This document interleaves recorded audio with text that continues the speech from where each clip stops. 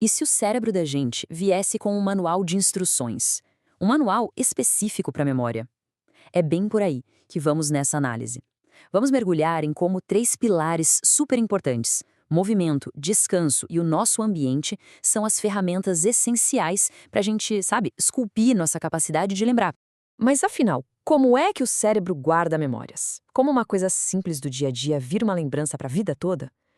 Não, não é mágica, não. É um processo biológico fascinante. E o mais legal é que dá para a gente influenciar isso diretamente. Bora entender como isso funciona. Ok, então vamos pensar na memória em 4 passos, bem simples. Primeiro, tem a codificação. É o lóbio frontal agindo como um porteiro, sabe? Decidindo o que entra e o que não. Depois vem o armazenamento. O hipocampo pega essa informação e guarda, tipo um rascunho. A terceira parte, a consolidação, é onde a coisa fica séria. É aqui que, principalmente enquanto a gente dorme, aquele rascunho vira um registro permanente. E por último, a evocação. O lobo frontal vai lá, busca esse arquivo e traz a memória de volta pra gente. É um ciclo que não para e é super vital. Bom, vamos entrar agora no nosso primeiro pilar, movimento. A gente sempre pensa em exercício para o corpo, né? Mas talvez o efeito mais poderoso seja, na verdade, no cérebro. Pensa assim, atividade física é literalmente combustível para nossa mente. E olha, as evidências científicas sobre isso são impressionantes. A atividade física funciona como um verdadeiro escudo para o cérebro. Ela diminui, e muito, a velocidade daquele declínio cognitivo que vem com a idade. E o legal é que isso vale para todo mundo, tanto para cérebros saudáveis quanto para aqueles que já enfrentam algum desafio. E não é uma coisa vaga, não. Os benefícios são bem específicos, dá para medir. Se exercitar de forma moderada até mais intensa, tá ligado diretamente a aprender melhor e ter mais memória. E não é só isso. Também melhora o que a gente chama de funções executivas, que é tipo o chefe do nosso cérebro, sabe? Aquela parte que gerencia a nossa atenção, nosso comportamento, que faz a gente planejar as coisas. E sabe o que é mais maluco? A rapidez com que isso acontece. Ninguém precisa virar maratonista para sentir a diferença. Os benefícios não são só para o futuro, lá longe. Uma única corridinha de intensidade moderada já é o bastante para melhorar o humor e a nossa capacidade de foco no mesmo dia. Ok, então o exercício prepara o terreno para o cérebro aprender. Mas e depois? Aí entra o nosso segundo pilar, o sono. É o sono que vai garantir que tudo o que foi aprendido seja de fato guardado. É como se fosse o ciclo de manutenção essencial do cérebro, sabe?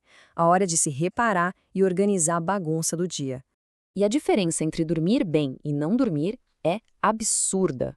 Um cérebro que descansou consegue consolidar memórias, regular as emoções. Agora, um cérebro sem sono, a história é outra. Ele não só vai ter dificuldade para aprender, como pode acontecer uma coisa bem mais perigosa. Ele pode criar memórias falsas. É isso mesmo. A falta de sono pode fazer uma pessoa se lembrar de coisas que nunca aconteceram. Imagina as consequências disso. E aqui tem um ponto que é super importante. Dormir bem, infelizmente, não é uma realidade para todo mundo.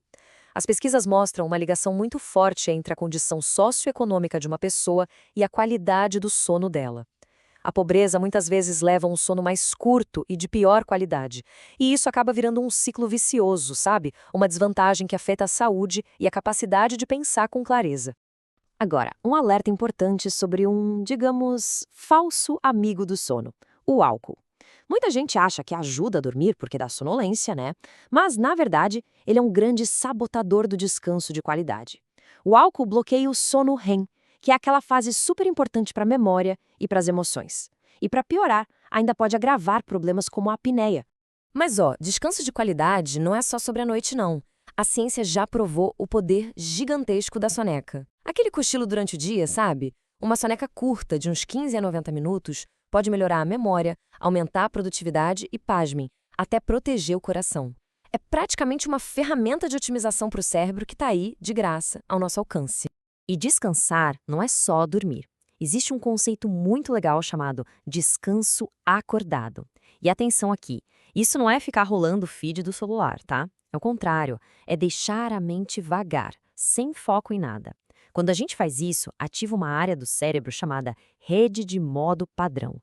E esse circuito é tão importante para consolidar memórias quanto o sono profundo. Impressionante, né? Beleza, chegamos agora ao terceiro pilar. E esse aqui talvez seja o mais profundo de todos, o ambiente. Pensa só, as pessoas com quem a gente interage, os lugares onde a gente vai, o que a gente consome de conteúdo, tudo isso funciona como sistema operacional do nosso cérebro. Está o tempo todo atualizando o nosso software interno. E se liga nessa, que é uma das descobertas mais fortes da ciência social. Mais importante que dieta, que exercício, ou até que a genética, o principal fator que prevê uma vida longa e saudável é a qualidade das nossas amizades, das nossas conexões. É de parar para pensar, né?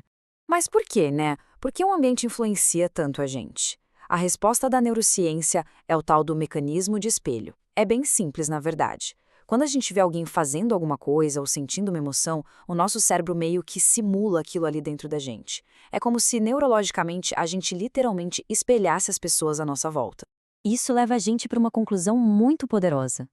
Por causa desse mecanismo de espelho, as conversas que a gente tem, as coisas que a gente ouve, nada disso é passivo. Tudo isso se torna parte da gente, vai moldando ativamente nosso estado emocional, nossa forma de ver o mundo.